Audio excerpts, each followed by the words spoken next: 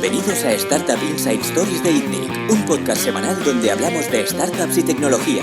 Podéis ver el podcast en itnic.net/podcast y escucharlo a través de iTunes, iVoox y RSS. Bienvenidos una semana más al podcast de ITNIC. Yo soy Bernat Ferrero, CEO de ITNIC, y esta semana estoy con Jordi Romero, CEO de Factorial, y con Joaquim Lecha, CEO de Typeform. Hola, buenas. ¿Qué tal, Joaquim? Normalmente en el podcast de ITNIC nos gusta empezar por la biografía y explicar un poco cuál es tu historia, ¿no? Tú has tenido una historia ejecutiva en varias startups de Barcelona hasta llegar a CEO de Typeform, que es una startup pues de éxito aquí resuena mucho, ¿no? Todo el mundo conoce. Entonces, ¿nos puedes contar un poco cuándo empiezas tú a trabajar en lo que es el negocio y cómo escala tu carrera profesional en el negocio? Sí, yo lo que diría es que he tenido dos principales etapas. La primera fue una etapa que duró aproximadamente unos 13 años y donde estuve básicamente en el sector de servicios profesionales, principalmente en el ámbito de la consultoría estratégica y de la consultoría financiera. Y luego hubo un momento de cambio en el que cambio profesional, cambio de empresa, y podría haber continuado en el entorno de los servicios profesionales, pero en ese momento decidí de forma consciente ir a la empresa, entrar a ser ejecutivo y hacerlo además en el sector tech, en el sector de startups. Y ahí cambió y ahí llevo otros 7 o 8 años. ¿Qué te llevó a dejar la consultoría?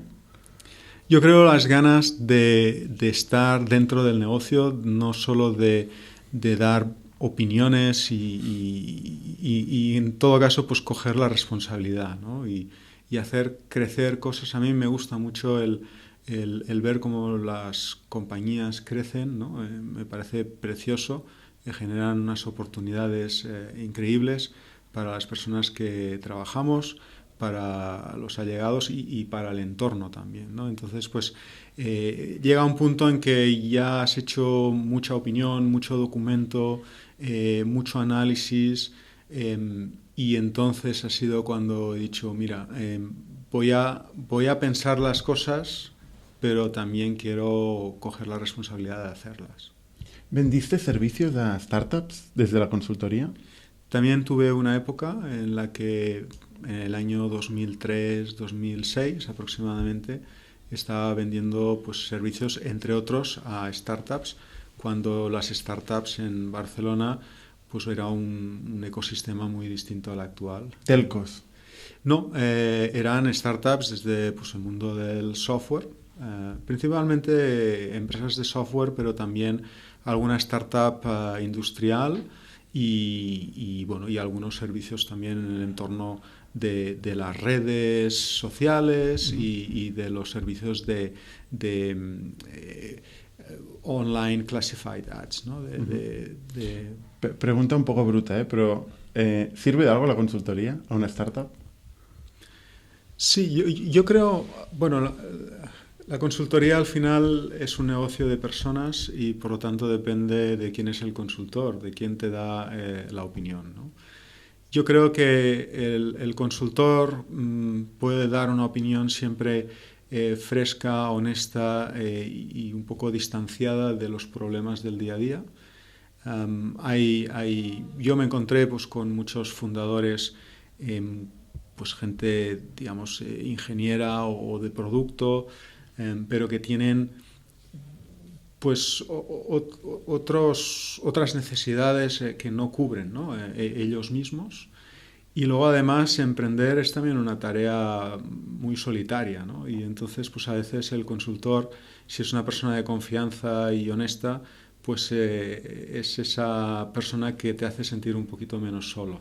El psicólogo, sí, la psicología, digamos. Es un coach, ¿no? Es otra historia. Que también existe y se está poniendo de moda, el coach. Sí, el CEO coach. Habla de eso, ¿eh? Sí, sí. Sí, yo creo, yo vengo del mundo de los números y de la estrategia e intento aunar ambas partes, y esos son mundos en los que muchos emprendedores no vienen, ¿no? O sea, no.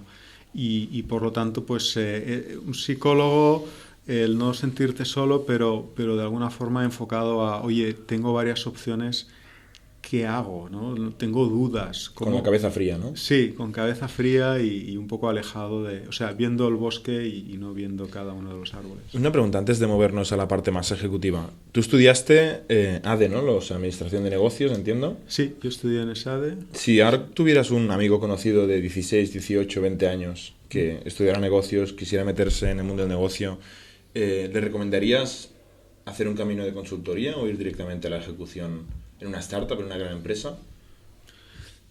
Hay muchos caminos. Obviamente yo lo que creo es que hay que hacer lo que a uno le apasiona, ¿no? Aquello que si no tuviera, digamos, que ganar dinero lo haría igual y por lo tanto hay muchas opciones. Pero con esa edad muchas veces no se sabe todavía. Es verdad. Yo creo que un camino algo generalista de alta exigencia es bueno. Sea pues en banca de inversión o en consultoría estratégica es bueno, pero también creo que en el mundo del emprendimiento, del startup, ¿no? Todo cambia tan rápido que pueden ser escuelas fantásticas, ¿no? Generalista y alta exigencia, para mí es definición de startup 100% también. Exacto, hay una grandísima comunalidad, ¿no? Entonces yo creo que, digamos, esos son los dos caminos que yo preferiría. Lo cual no significa que haya otros caminos buenos, pero esos son los dos caminos que yo escogería o recomendaría. Hablas del cambio rápido y de la agilidad, y eso para mí es un poco el otro extremo de la consultoría a veces, ¿no? Que es un proceso más de waterfall, de cascada, de análisis y luego acabar saliendo con un resultado, ¿no? La startup es un proceso de cambio constante, como dices. Mi pregunta es, como CEO de Typeform, o en otros roles de ejecutivos que has tenido anteriormente, ¿has comprado consultoría? Pues no. No he comprado consultoría. Quizá nunca se ha dado el caso. Digamos, consultoría estratégica, sí que hay pues otro tipo de consultorías más especializadas, ¿no? Pues ahora mismo con el tema de GDPR pues hay consultorías, digamos, técnicas o especializadas que son útiles. Al final, la consultoría es cubrir un vacío de conocimiento en algo en el que quizá pues no tienes el tiempo, la gente para poder hacerlo. Y por lo tanto tiene un espacio. Dicho esto, no he comprado consultoría estratégica. En general, lo que intento siempre es rodearme de la mejor gente posible. Exacto. Y poder, digamos, tomar las decisiones. Al final la estrategia forma parte digamos, del core de la compañía, ¿no? Y por lo tanto pues intento poder tomar esas decisiones sin necesidades externas, sin apoyo externo. Y con talento que sea capaz de ejecutar también, ¿no? O sea, sí. Luego la estrategia. Sí, yo creo que se une mucho la decisión, el qué vamos a hacer, por qué lo vamos a hacer y ese convencimiento con la capacidad luego de ejecutar. Cuando todo el mundo está alineado, ha pasado por los distintos procesos de qué opciones tenemos, en qué dirección vamos a ir, por qué vamos a ir en esa dirección, pues cuando lo decidimos hay alineamiento, hay convencimiento y por lo tanto hay una mejor ejecución detrás. Te hemos interrumpido, ¿eh? Estabas explicando un poco tu trayectoria. Sí. Pasada la consultoría te metiste en startup, ¿no? En tecnología. Sí. Explícanos un poquito los proyectos en los que te sumaste y qué roles hiciste ahí. Dentro de lo que sería consultoría para startups, el proyecto clásico era vamos a pensar el futuro de tu negocio. Por lo tanto, hay un concepto ahí de poner en blanco y negro, ¿no? En papel o aclarar, digamos, el camino, el objetivo y el camino, para luego ir a buscar recursos financieros y luego incluso muchas veces acababa metido parcialmente, aunque fuera de forma interina y durante un tiempo concreto, pues en el apoyo de la ejecución, ¿no? Entonces, pues durante un tiempo, por ejemplo, pues estuve como ejecutivo interino Ya Encontré, ¿no? Una compañía de online classified ads, donde entré pues como CFO y estuve dentro de la compañía, ¿no? Entonces, pues este era un tipo de proceso en el cual la idea era desde el principio de pensar las cosas hasta luego ejecutarlas, pues te voy acompañando. En otros momentos o en otros casos, pues podía ser algo más puntual. Por ejemplo, como los fundadores a veces pues no son gente financiera, pues ayudar en el proceso de hacer presupuestos, forecasts, ¿no? y introducir algún tipo de herramienta financiera en la compañía, ¿no? Esto fue lo básico que también se une pues al ir a buscar una ronda de capital o no sé. Paréntesis a este tema. En el último podcast, Luis Martín Caviedes, decía que él no invierte en un emprendedor en general, o sea, en el equipo, tampoco invierte en la visión ni en el producto, ni siquiera, ¿no? Él invierte en un equipo que conozca o que entienda cómo funciona una empresa. Él invierte en una empresa, ¿no? Con lo cual, para él es muy importante el conocimiento que tiene un emprendedor de la empresa, o sea, el balance, el working capital. ¿Tu experiencia con emprendedores ha sido esta? O sea, que has encontrado emprendedores que dominan o entienden bien los conceptos financieros, pues cómo funciona un balance o cuál es la salud de su working capital. No diría que es habitual.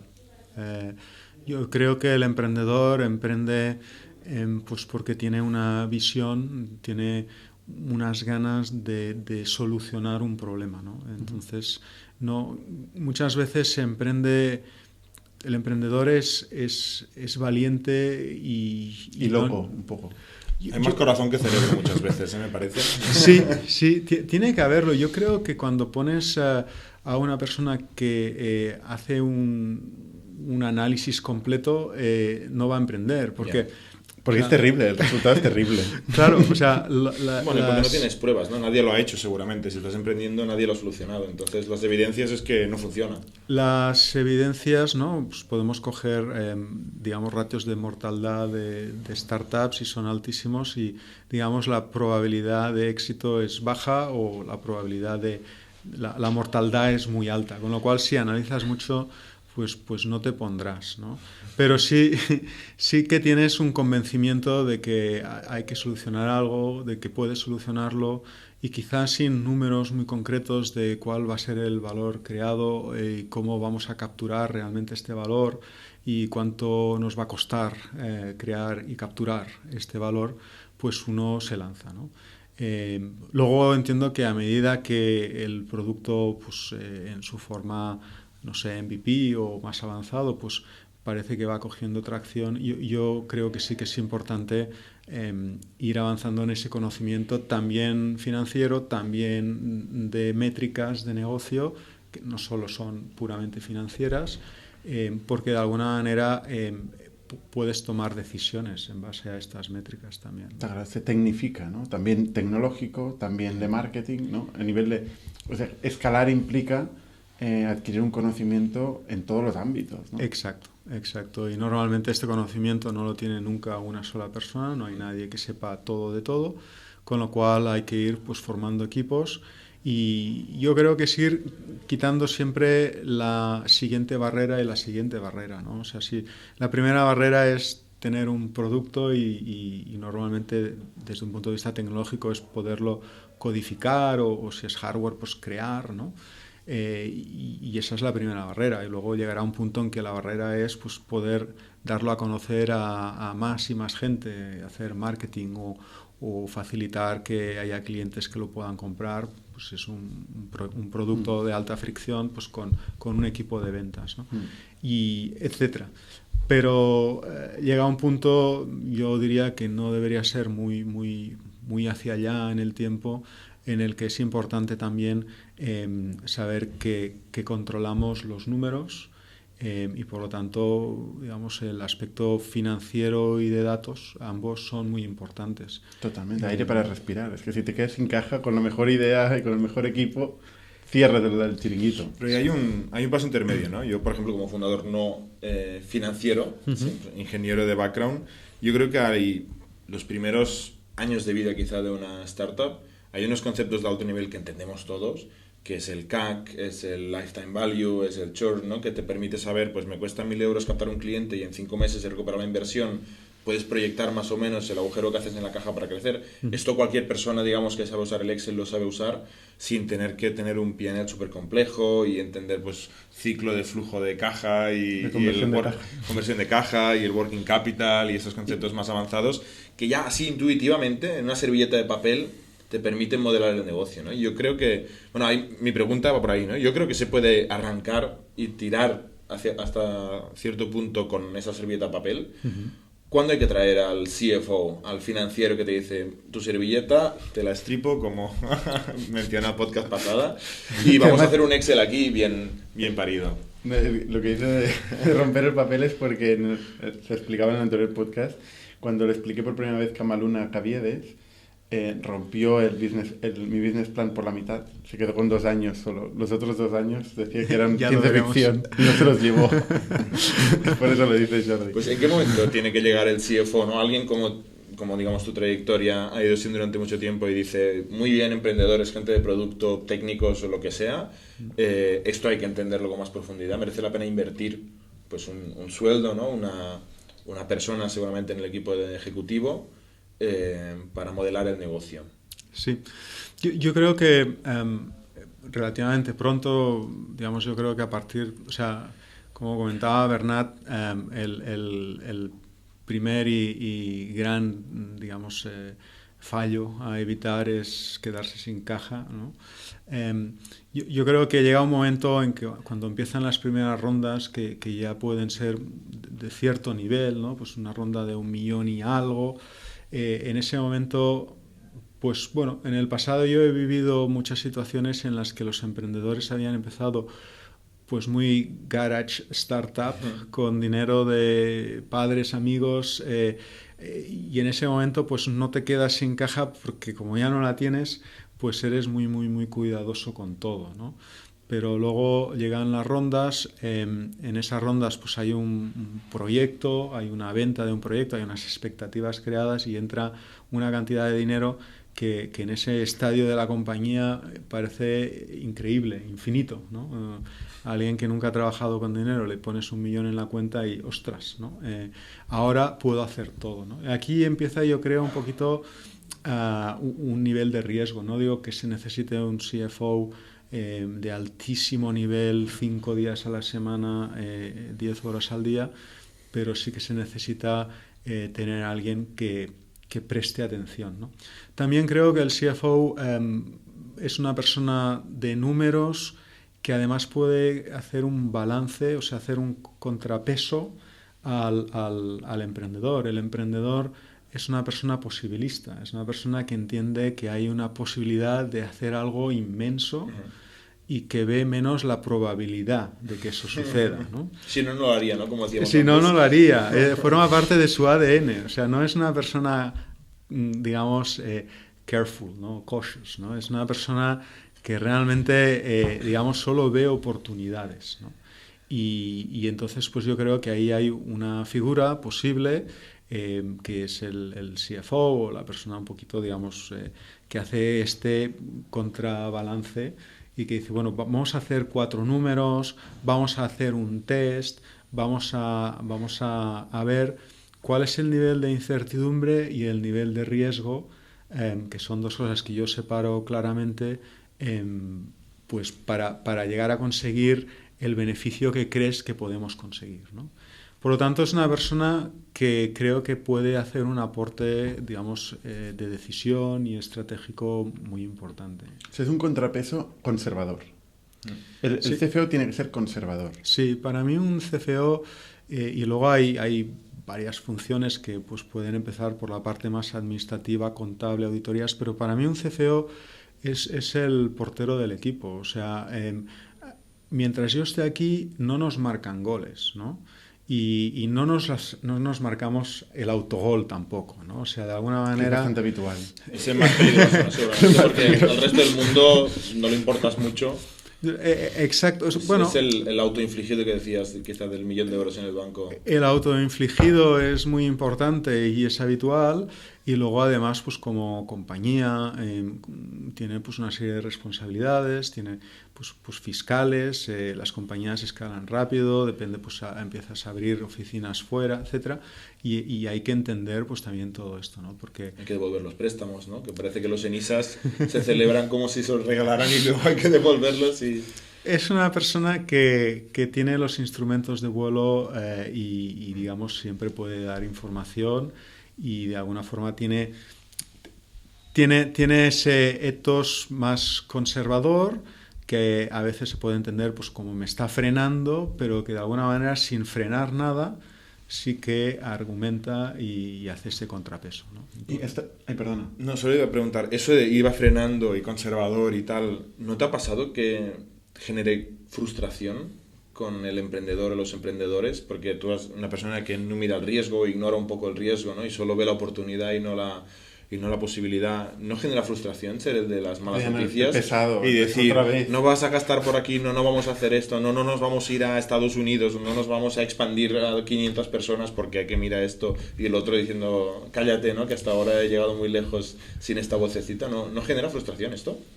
Hay muchos perfiles de emprendedor y todos pues somos personas con nuestras personalidades y características, ¿no? Pero el emprendedor bueno también es el que entiende que hay que decir más veces que no que sí, ¿no? O sea, al final foco y buscar impacto, y con lo cual, digamos, yo creo que toda compañía que empieza con un número infinito de posibles caminos, ¿no? Es como empezar una partida de ajedrez y de alguna manera pues puedes abrir con cualquier peón o hacer saltar los caballos, lo que haga falta, ¿no?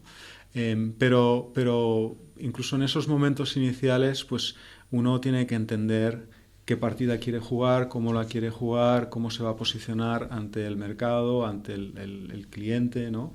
A quien le debemos, digamos, a quien estamos sirviendo, ¿no?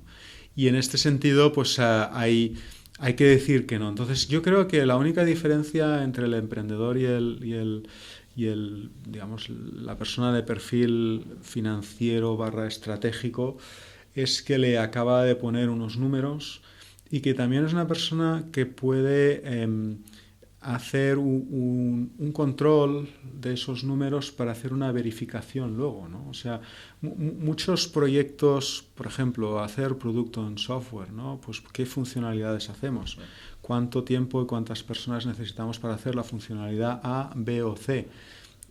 Esto de aquí, pues podemos decidirlo con gut feeling, podemos decidirlo pues por un modelo de impacto, confianza, esfuerzo. Si empezamos a utilizar algún modelo que no sea solo gut feeling, si queremos calcular impacto, confianza, esfuerzo, una de las primeras cosas que podemos ver es, vamos a hacerlo y vamos a calcular el esfuerzo. Entonces, ¿cuánta gente ha estado durante cuánto tiempo? ¿Cuál es el salario de esta gente? ¿Qué otro tipo de gastos indirectos esto nos supone? ¿Cuál ha sido la inversión? ¿Vamos a tener retorno en la inversión o no vamos a tener retorno, ¿no? Todo este tipo de informaciones que muchas veces, digamos, el emprendedor puede no conocer, pero incluso si conoce, no tiene el tiempo de estar en todos estos detalles, pues tienes a alguien que te puede decir, mira, la última vez que hicimos esto, pues nos costó tanto y no le hemos sacado, o sí que le hemos sacado, ¿no? Y entonces a partir de ahí ir generando ese playbook, ¿no? de decisiones que aquí nos funciona esto, vamos en esta dirección, o oye, hemos aprendido que esa no es la dirección, vamos a cambiar de dirección, ¿no? Entiendo que entonces para ti un CFO es una persona que entiende bien el negocio. Que eso no es un given, ¿eh? O sea, el hecho de que un CFO entienda el negocio, muchas veces el CFO es una persona que lleva la administración, la compliance, la parte legal, todo lo demás que no es del negocio, ¿no? Pero tú no lo ves así. No, para nada. Digamos, esa persona también es necesaria y sería pues desde un contable hasta un responsable administrativo, ¿no? Pero un CFO es una persona, digamos, que ya quizá ha hecho ese camino. Yo no lo hice y he sido CFO en Social Point y luego también lo fui pues durante un tiempo en Ya Encontré. y no he hecho el camino clásico, ¿no? De pues algo de administración de empresas, me pongo pues en una auditora, ¿no? Big Four, luego entro en control de gestión. No he hecho ese camino y creo que de hecho, pues por lo que me han dicho incluso algunos venture capital, ¿no? Socios, pues puede incluso llegar a ser bueno, ¿no? Porque de alguna forma entonces tiene esa visión más estratégica. Sí. A pesar de que, digamos, es muy bueno, es necesario entender los números, ¿no? O sea, entonces, el CFO no es un director o responsable administrativo, no es un contable. El CFO es una persona que entiende muy bien el negocio y que puede ayudar a tomar decisiones de futuro del negocio. Hay que decir que si quieres hacer un budget sin entender el negocio, como siempre se dice, el Excel lo soporta todo, pero tiene muy poco valor, ¿no? Porque el budget lo tiene que hacer el CFO o el CEO. No. Esa es otra de las grandes. No, para nada. Una cosa es que sea el facilitador, ¿no?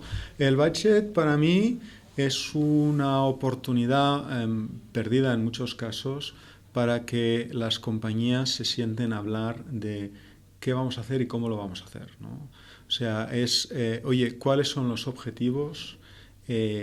Marketing, producto, diseño, ingeniería, ¿cómo conseguimos estos objetivos comunes, ¿no? Deberían ser comunes para empezar.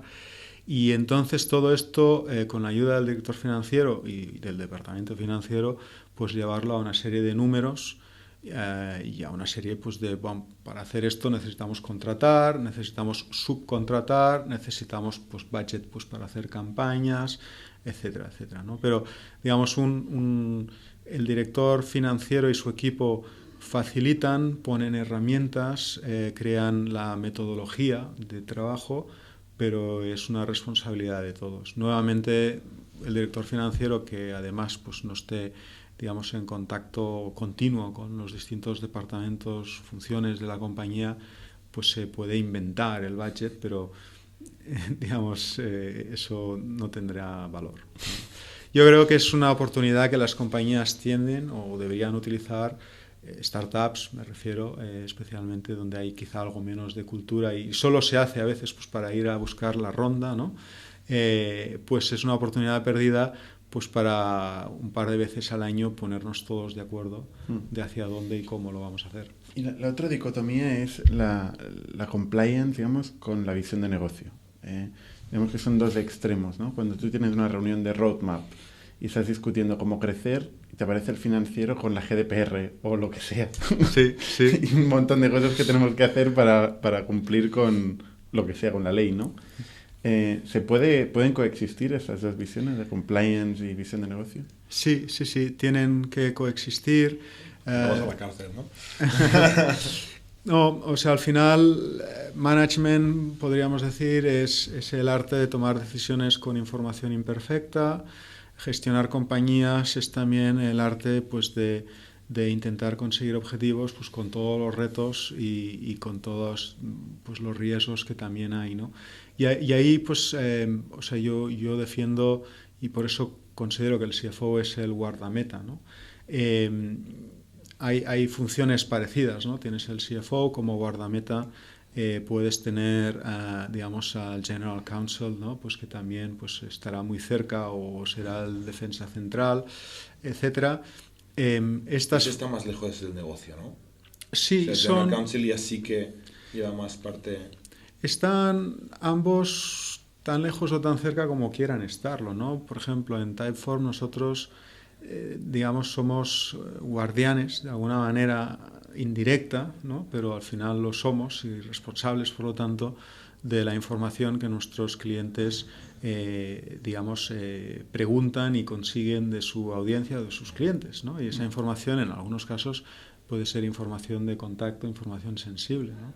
Entonces, primero, está cerca del negocio porque si pasa algo, se pierde o se utiliza mal esa información, que de hecho no es nuestra, nuestro cliente, a quien amamos y a quien servimos, pues se puede mostrar muy enfadado y con mucha razón y puede perder, nosotros perdemos la reputación y ellos la confianza en nosotros y el negocio se acaba, ¿no? Entonces, ahí hay un efecto, ¿no? Luego hay otras cosas pues, que quizá estarán menos cerca del negocio, pero que de alguna manera hay que considerarlas. Es verdad que lo más importante en gestión también es para mí, una de las cosas más importantes es el tener buen juicio, buen criterio, ¿no? La palabra en inglés sería judgment, ¿no? Alguien que es siempre, digamos, pájaro de mal agüero, que todo va a ir mal, pues no sería un buen gestor, ni en el área de ventas, ni en el área de marketing, ni en el área financiera. Y alguien que, digamos, todo siempre va a ir bien y ante cualquier tipo de circunstancias, pues todo siempre va a ir bien, pues al final también puede ser alguien que no vaya a ser el mejor gestor, ¿no?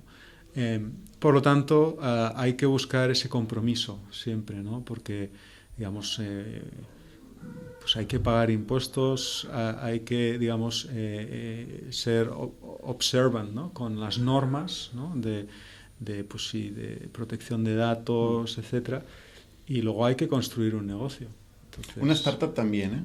También tiene que ser fijarse en todo, ¿no? Claro. En cualquier momento, en cualquier etapa. Claro. Ahí, digamos, hay siempre niveles de incertidumbre y de riesgo, pero yo prefiero coger... También hay capacidad de asumir riesgo distinta, ¿no? Cuando tú eres General Motors, tienes mucho a perder. Cuando tú quizá eres Typeform en sus primeros 4 años de vida, también tienes mucho a perder, pero potencial. Real tienes menos a perder, con lo cual quizá arriesgas más para ganar que lo que defiendes para no perder, ¿no? Sí, y yo creo que los startups, quizá por reinterpretar un poquito esas palabras, los startups de alguna manera son pequeños, son muy ágiles, tienen que crecer mucho y en algunas cosas esa agilidad, esa velocidad y el hecho de ser pequeños, estar pues, bajo el radar, ¿no? Pues les permite, digamos, no ser perfectas en todo, ¿no? Pero, digamos, cualquier startup que algún día quiera ser un scale-up y luego pues una compañía de éxito acabará necesitando pues ser compliant y hacer las cosas con responsabilidad y con profesionalidad, etc. Y una cosa, has hablado de Social Point un poco, ¿no? Ya seguimos con tu trayectoria. Sí. Tú entraste en Social Point, bueno, pasaste por Grupalia, sí, como primera startup, digamos, después de hacer consultoría. Sí, mi salto fue de Atlas Capital, en ese momento fue adquirido por Daiwa, que es un banco grande japonés, y decidieron cerrar la oficina en Barcelona, y entonces ahí es donde se produce ese cruce de caminos en el que digo, bueno, o sigo haciendo otras cosas en otra compañía pero de tipo professional services, o ya me voy al mundo de la empresa, y en ese momento surgió la oportunidad de Grupalia y decidí ir a Grupalia, sí. Y volviendo a Social Point, ahí hemos hablado bastante del rol del CFO. Estuviste 6 años de CFO en Social Point, una empresa que ha crecido un montón, ¿no? Sí. O sea, tú entraste ¿cuál fue tu diff de Social Point, el día que entraste y el día que te fuiste? Yo entré en mayo del 2012 y salí. ¿Qué había ahí? Pues aproximadamente unas 50 personas, una facturación en el entorno de los 10 millones y una compañía pues que ya tenía unos juegos en el entorno de Facebook que estaban funcionando y generaban ese ingreso, que no es poco, pero que en ese momento también era una compañía aún no rentable, ¿no? Había entrado Nauta. Había entrado Nauta en el año 11 y luego pues en ese momento en que yo estaba entrando a mí me invitaron a entrar porque la persona que llevaba la administración decidió irse en un momento en que también se estaba acabando de negociar los últimos flecos de una siguiente ronda que se cerró en julio del año 12, ¿no? Y entonces pues era un muy mal momento para perder a la persona que de alguna forma llevaba los números, ¿no? ¿Tú viniste a través del inversor o los emprendedores, los dos coceos, Pau y Horacio, no? Horacio y Andrés. Pau, Andrés. Perdón. Andrés Bou y Horacio Martos. Yo fui introducido por los inversores, o sea, yo Grupalia fue un proyecto que, por desgracia, pues no tuvo éxito, como otros startups. Hice un trabajo y habiendo hecho ese trabajo, que básicamente fue reducir el perímetro de Grupalia, porque vendí las 6 compañías que teníamos en Latinoamérica. El nuevo CEO pues me dijo, oye, no necesito a una persona responsable de M&A. Ya se ha acabado el trabajo. Se ha acabado el trabajo. Has vendido lo que había que vender. Y entonces, pues el partner de Nauta, ¿no? En ese momento me dijo, oye, me dicen que no te necesitan, pero tenemos otra empresa en el portafolio. Y ¿por qué no te los presento? Y si a ellos les parece bien, pues entonces tú verás. Y por suerte, pues a Horacio y a Andrés les pareció bien y bueno, yo encantado. Esto es bastante común, ¿eh? De hecho lo hablábamos antes de entrar en el podcast. Muchas veces el emprendedor ni siquiera sabe que necesita este rol y el VC que reconoce patrones dice, esta empresa está creciendo, si no incorpora a alguien se la va a pegar y tiene mucho este rol de recomendar. A nosotros los VCs muchas veces vamos oyendo y dice, ahora te tocaría hacer esto. Por estadística te tocaría pues buscar un CFO, buscar un CEO, etcétera. Entonces, bueno, has dicho cómo entraste en la empresa, ¿no? 10 millones de facturación, juegos exitosos en Facebook, 50 personas, 6 años de CFO, luego te convertiste en COO. Un poco antes, o sea, nunca dejé de tener el tienes razón, se solapa. De CFO. Estoy mirando LinkedIn y me ha engañado. Bueno, fue una evolución, ¿no? Lo que hice fue ir creando equipos muy fuertes, ¿no? En los distintos roles y funciones que fui tomando.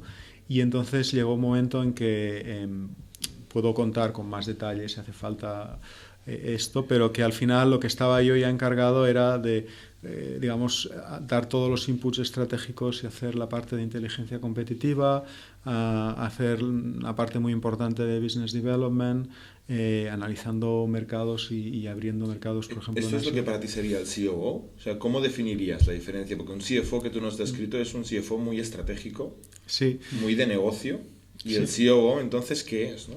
Sí. Esta es una pregunta que puedes preguntarla 10 veces y tendrás 10 respuestas. O 12. Sí, pero digamos, la forma más fácil quizá de entenderlo es que el COO acaba siendo un poquito la mano derecha del CEO, que normalmente es también el founder o los founders, ¿no? Y por lo tanto, yo lo que siempre digo es que en un proceso de scale-up, ¿no? Pues hay growing pains y cuando vas creciendo se van abriendo brechas y nuevos agujeros y hay alguien que pone el dedo en el agujero, ¿no? Para decir, bueno, lo voy a tapar, ¿no? Que no vaya entrando agua. Que no entre más agua en el barco, ¿no? Y entonces pues lo tapas y luego pues creas equipo alrededor de eso pues para que al final permanentemente esté cubierto la oportunidad o el riesgo o lo que sea, ¿no? Entonces, yo la forma más fácil de explicarlo, en mi opinión, y es solo mi opinión, es la persona un poquito, la go-to person, ¿no? La persona a la que uno va por confianza, por trayectoria, por distintas razones, en el momento de crecimiento, pues que te puede solucionar problemas, ¿no? Todo el mundo en los startups va loco, todo el mundo tiene que hacer cosas, ¿no? Por lo tanto, cuando sale un problema, no hay nadie que esté... ¿Pero por qué no van al CEO? Bueno, el CEO muchas veces se centra en otros aspectos, ¿no? En el caso de Social Point, los CEOs son personas muy de producto, están muy cerca de producto y luego además pues el CEO también, digamos, tiene la relación con el board y la gestión general de la compañía, ¿no? Por lo tanto, pues en el caso específico de Social Point, pues hubo un momento en que yo era CFO y entonces pues bueno, hubo un agujero en el departamento de marketing y el marketing de Social Point era un marketing, es principalmente un marketing de performance. Marketing de performance es al final invertir, ¿no? Por lo tanto, como CFO me dijeron, oye, ¿puedes coger esto? Lo cogí. Luego busqué una persona mejor que yo. Cuando esto me generó tiempo, estuve durante 1 año y medio pues viajando por Asia, especialmente Japón, Corea del Sur y China, pues viendo qué posibilidades teníamos de llevar nuestros productos con éxito allá. Empezamos pues haciendo localización, luego haciendo marketing con partners locales y luego incluso intentando lanzar un producto específico, ¿no? No había nadie, digamos, en ese momento que pudiera hacer esto. O sea, el CEO, pues coger y decir, vale, lo dejo todo y me voy a Asia, no es posible, ¿no? Entonces, fue muy difícil, ¿no? Esto no acabó de arrancar. El mercado asiático es, primero son varios mercados, no es uno, o sea, China, Corea, o sudeste asiático, Japón no tienen nada que ver desde un punto de vista de estructuras de mercado, de regulación, de culturas, etcétera, con lo cual hay pues complejidad, ¿no? Amplia. Y luego además en el aspecto de los juegos hay unas diferencias culturales muy importantes. Y mucha competencia también. Y mucha competencia, sí. O sea, lo que pasa es que es y eso quizá fue un gran learning también, un gran aprendizaje, ¿no? O sea, las posibilidades, ¿no? Cuando miras el 55% del mercado mundial de juegos móviles está en Asia, ¿cómo no vamos a ir, ¿no? O sea, ¿cómo vamos a olvidarnos de la mitad o más de la mitad del pastel? Pero luego, pues cuando vas y trabajas, ves que es un reto quizá demasiado grande, ¿no? También los startups son, incluso ya teniendo una base fuerte y con éxito, siguen siendo un tema de foco y timing, ¿no? Pues hacer cosas en determinados momentos demasiado pronto, demasiado tarde, es fatal, no salen, y en el momento adecuado pues sería lo correcto, ¿no? En la ¿tú viviste la venta de Social Point? Claro, sí, sí. ¿Qué rol tuviste en esta venta? Bueno, en ese momento yo ya tenía los dos cargos, CFO, COO. ¿CMO también? No. No, en ese momento ya no. No está mal, ¿eh? Pero de alguna manera en esos dos roles, digamos, todos los números, o sea, toda la parte, digamos, financiera, legal, incluso, digamos, colaborando de forma muy estrecha con un gran amigo que es el director de recursos humanos, ¿no? Pues tenía, digamos, trabajaba en mi parte, nosotros hacíamos la parte de organización, o sea, la allocation de las personas y trabajamos también pues la parte de cultura, etcétera. Entonces, ahí hay un punto de trabajo también muy fuerte hacia los que compran una compañía que tiene talento, ¿no? Y quieren entender pues cómo esta compañía se organiza, con qué, digamos, criterios culturales. Luego hay un aspecto que a mí me parece increíble, que es un triángulo donde tienes en el vértice la estrategia, los objetivos y en la base pues los recursos financieros y los recursos humanos, ¿no? Entonces, ¿cómo organizas esto? Entonces, en el proceso de venta de una compañía de base básicamente creativa, ¿no? Donde se hacen productos creativos, pues eso es clave, ¿no? Entonces, antes que la ejecución propiamente de la venta, ¿quién se interesó primero? O sea, ¿fue el comprador que vino o vosotros que fuisteis a vender? No, bueno, es un proceso, podríamos decir, iterativo, y yo lo que diría, lo que yo he vivido normalmente, y no en el caso de Social Point solo, es que la compañía que va teniendo éxito, que va lanzando productos de éxito, que luego, pues aunque no sea muchas veces al año, pero quizás un par de veces al año, pues vas a la gran conferencia del sector o a las dos grandes conferencias del sector y al fin y al cabo pues conoces y te conocen, pues va generando un poquito, va entrando en el radar de determinadas compañías. Entonces, nosotros no fuimos con el cartelito de estamos en venta, pero sí que éramos una compañía conocida y entonces pues digamos a lo largo del tiempo, no solo al final, sino durante los 2 últimos años antes de la venta, previos a la venta, pues ya teníamos muestras de interés, gente que venía pues con un argumento u otro, ¿no? Vamos a Los colaborar. emprendedores querían vender. Bueno, al final, si se da la venta, es que sí. Bueno, pero digo los emprendedores en particular. El día... O sea, consejo seguro, Nauta seguro que entra una empresa para Bueno, no para hay... salir, ¿no? Digamos, hay algo que por definición es, y es que cuando alguien pone la firma, pues es que quiere comprar y el que pone la firma por el otro lado quiere vender, ¿no? O sea, no, digamos, en ningún caso fue algo forzado para nadie, ¿no?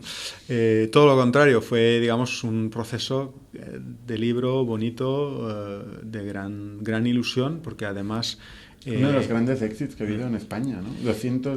250 millones.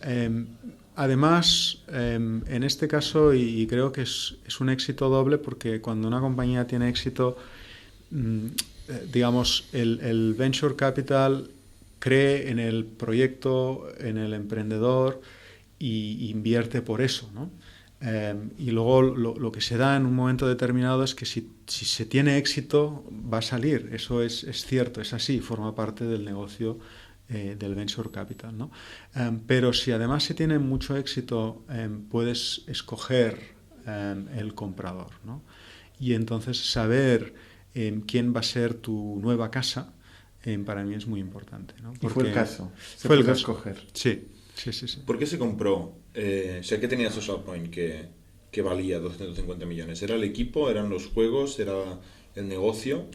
Es una combinación de cosas que ya has hecho y has demostrado haciéndolas y cosas que quizá a través de esa demostración pues puedes hacer, ¿no? Y por lo tanto hay siempre un aspecto de expectativa. El mundo de los juegos, el juego es un producto complejo, ¿no? Porque, por ejemplo, pues yo ahora estoy en B2B SaaS y el cliente es un cliente profesional que tiene un trabajo y que para hacer un trabajo pues necesita una herramienta y puede con bastante criterio darte ideas, quizá no todo con exactitud, pero puede darte ideas. Mucho más o sea, racional. hay un aspecto racional. Si le preguntas a la gente qué juego quieres que te haga, normalmente te hablan del juego que están jugando, ¿no? Porque es lo que les gusta, es lo que están, digamos, les divierte ahora mismo, o algo pues como, no sé, algo divertido, ¿no? Algo...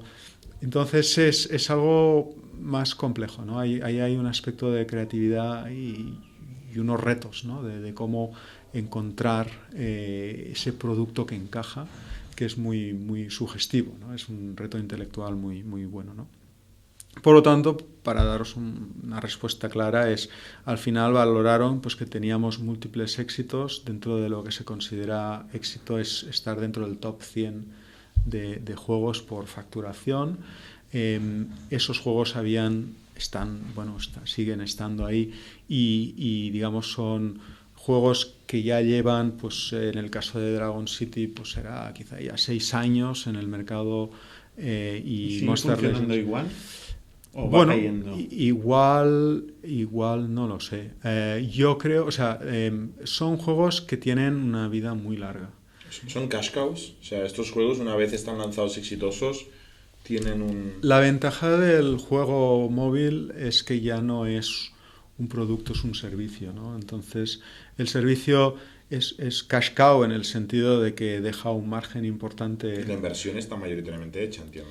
Bueno, pero es un servicio, con lo cual tienes que mantener un equipo que va renovando, añadiendo funcionalidades y sobre todo lo que en juegos se llaman live ops, ¿no? Que es por ejemplo, Nespresso hace live ops cuando saca un nuevo café, seasonality, ¿no? Pues el gusto de Navidades o el gusto de Kenia, ¿no? Esto para ellos es una live op. En los juegos esto es constante y eso exige tener un equipo ahí. Lo que pasa es que sí que a partir de tener unos niveles de audiencia suficientemente grandes, digamos, los márgenes son muy buenos, ¿no? ¿Cuánto facturaba Social Point cuando vendió? Cerca de 140, cerca de 150. ¿Y cuánta gente erais? Para acabar ya el diff, el delta que hiciste tú. 280 y luego yo seguí en Social Point y ahora durante un tiempo, hasta el 24 de agosto, o sea, hasta hace relativamente poco tiempo, y ahora pues creo que son pues ya pues 340 o bueno, han seguido creciendo. Vaya 6 años, ¿no? Sí, un reto fuerte. hay días duros, difíciles, pero también hay días muy buenos. Y eso, y luego está la trayectoria, ¿no? Yo creo que en el startup hay que entender que eso es así, o sea, que no puedes mirar el día cada día, ¿no? Tienes que ver pues trayectorias, porque hay pues muchas cosas que no están perfectas, pero que si luego miras hacia atrás 3 meses, 6 meses, ves que has hecho un camino muy, muy largo, ¿no? Y bueno, pues en este caso además de gran éxito, ¿no? Que bueno, se fue generando con el tiempo. ¿La compañía generaba EBITDA cuando se vendía? Sí. ¿Qué porcentaje? No sé si es público. No lo publicamos, pero es una compañía rentable. Pero la venta no fue múltiplos del EBITDA o del resultado de la compañía, del beneficio. Bueno, al final todo se puede llevar a algún múltiplo, ¿no? O sea, pero un múltiplo muy bestia, ¿no? Fueron múltiplos altos. En el mundo de los juegos, lo que pasa es que, por ejemplo, ¿no? si tomamos múltiplo de ventas, en este caso el múltiplo de ventas podía ser el entorno de las 2 veces ventas brutas, casi 3 veces, 2,5, 2,70 quizá, a veces ventas netas, ¿no? Porque hay una parte de comisión que dentro de las ventas pues se llevan las plataformas de distribución, Apple y Google y tal, ¿no? Esto es un ratio para juegos, dices.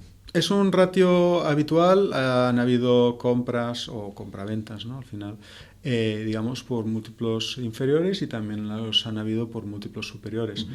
Pero, digamos, en este caso es un múltiplo bueno, pero, por ejemplo, en compañías SaaS los múltiplos de ventas pues están más en el entorno de 6 a 10 veces, ¿no? Y ahora SAP ha comprado Qualtrics, pues creo que casi por 20 veces o por 20 veces, ¿no?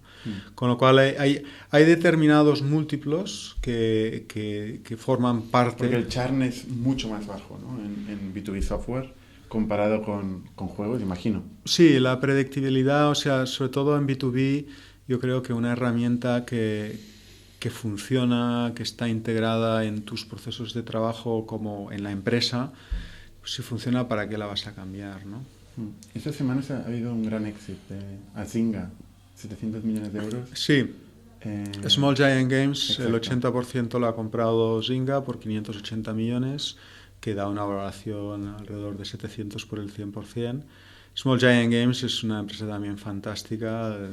Bueno, vamos, les conocemos bien y muy bien, muy contento por ellos también. Se nos acaba un poco el tiempo. Hablando de B2B SaaS, enhorabuena por tu posición en Typeform, ¿no? Muy recientemente has llegado y pasando por un par de roles has acabado siendo el CEO de la compañía. Sí. Explícanos un poco, supongo que algo excitante habrá en la cocina, ¿no? ¿Hacia dónde va Typeform? ¿En qué proyectos estáis? ¿Qué oportunidades tenéis por delante? ¿Qué te has encontrado un poco, si lo quieres explicar? Sí, bueno, digamos, la verdad es que ha sido un cambio rápido y bueno, pues muy agradecido, a la vez que, digamos, pues con una sensación de responsabilidad muy, muy alta, ¿no? Para, digamos, confirmar que las decisiones que han tomado los founders pues son adecuadas, ¿no? Y voy a hacer todo para demostrarles que ha sido una buena decisión, ¿no? Dicho esto, quizá lo más interesante es quizá que hablo con amigos y me dicen, ostras, esto de los formularios, ¿qué es esto, no?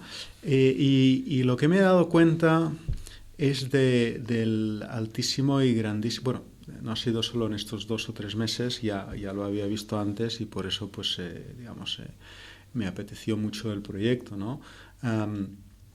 Pero el formulario en sí es la definición sería una colección de elementos de interfaces de usuario que sirven, pues, básicamente para pedir información, ¿no?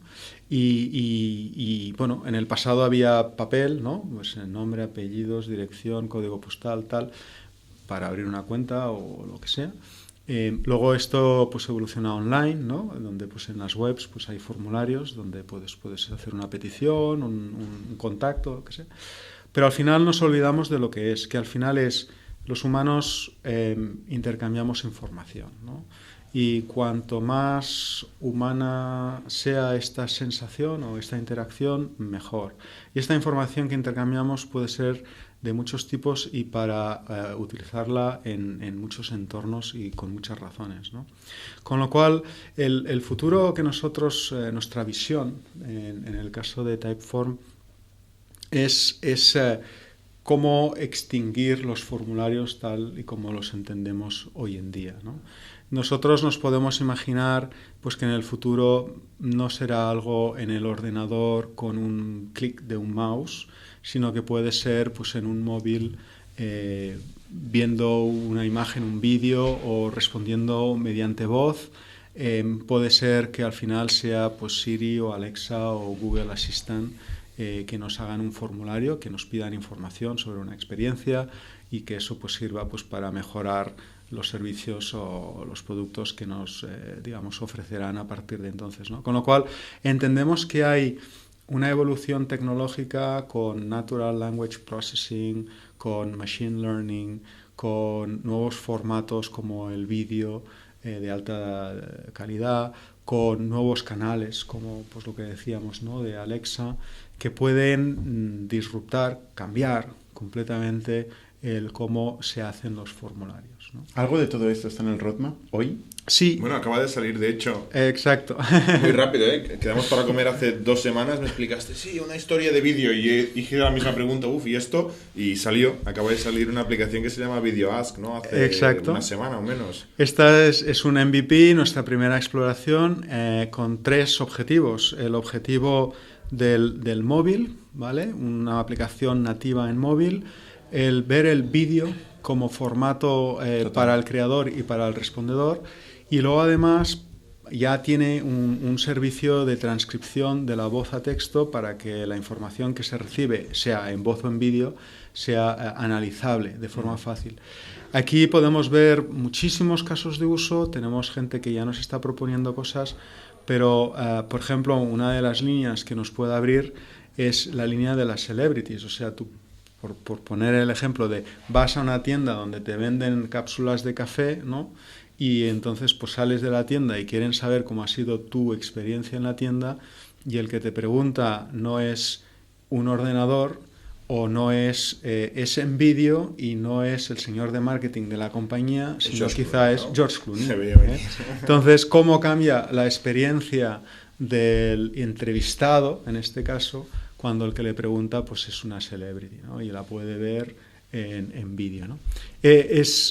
Hay muchísimas aplicaciones. En este caso es como otras soluciones de Typeform, muy versátil, muy transversal, y pues iremos trabajando esto. Pero es muy es una forma distinta de ver formularios, que al final es no se parece mucho, mirando las imágenes de la aplicación no parece formulario. No, pero al final es una forma de pedir información, de dar información y de que esta información sea útil para el que la pide, y luego sobre todo la experiencia del que responde sea la mejor experiencia posible, que muchas veces nos olvidamos también del cliente de nuestro cliente, ¿no? Oye, Joaquín, muchas gracias por tu testimonio, realmente interesante, y bueno, nos mantendrás actualizados porque tiene muy buena pinta lo que queréis hacer, ¿no? Ha sido un placer estar aquí, encantado. Hasta la próxima. Suscribíos a nuestro podcast semanal en youtube.com/itnic, iTunes, iVoox o RSS para no perderos ningún episodio. También lo podéis recibir en vuestro correo suscribiéndoos a nuestra newsletter semanal en itnic.net.